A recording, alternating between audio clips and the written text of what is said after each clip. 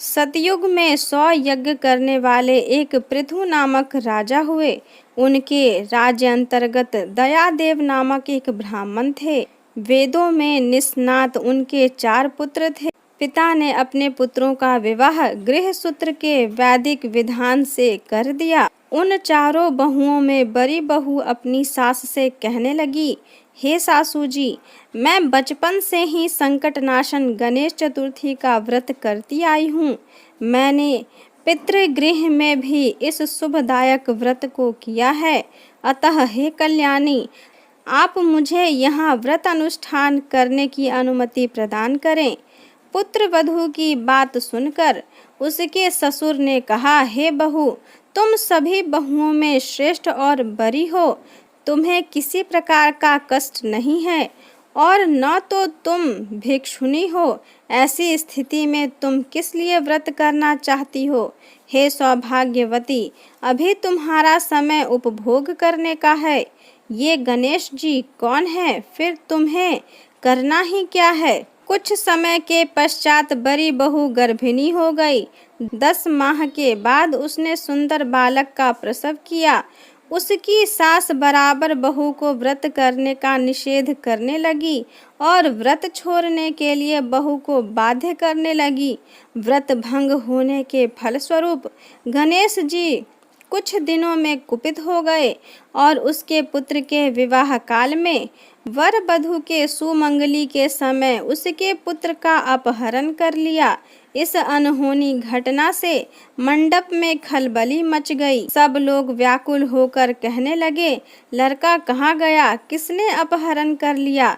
बारातियों द्वारा ऐसा समाचार पाकर उसकी माता अपने ससुर दयादेव से रो रो कर कहने लगी, हे ससुर जी, आपने मेरे गणेश चतुर्थी व्रत को छुड़वा दिया है, जिसके परिणाम स्वरूप ही मेरा पुत्र विलुप्त हो गया है।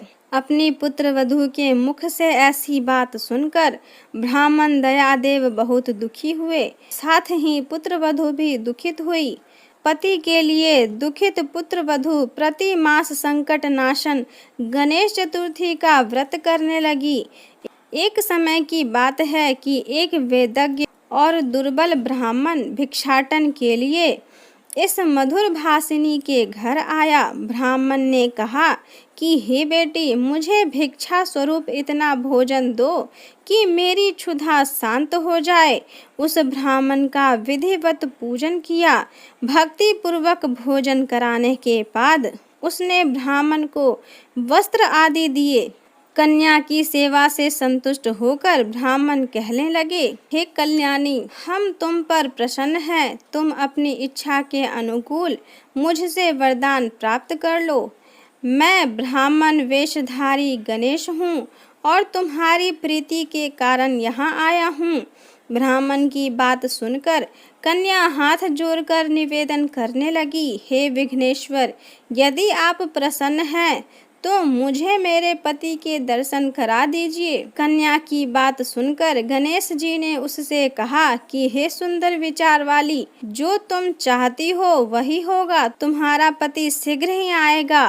कन्या को इस प्रकार का वरदान देकर गणेश जी वहीं अंतर्निहित हो गए। उसी समय की बात है कि सोम शर्मा नामक ब्राह्मण एक वन में उस द्विज बालक को नगर में लाए। अपने पौत्र को देखकर दयादेव नामक ब्राह्मण बहुत प्रसन्न हुए। बालक की माता के हर्ष की तो सीमा ही न रही।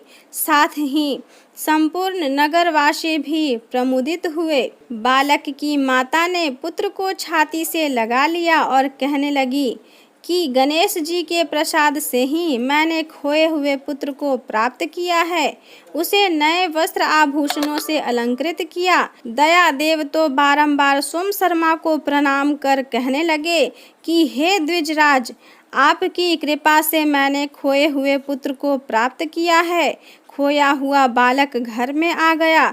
सोम शर्मा को सुस्वादु भोजन कराकर धोती दुपट्टा से विभूषित करके गोदान किया। फिर से मंडप का निर्माण करके विधि पूर्वक वैवाहिक कार्य संपन्न किया। इससे सभी पुरवासी प्रसन्न हुए। वह भाग्यशालिनी कन्या अपने पति को पाकर धन्य हो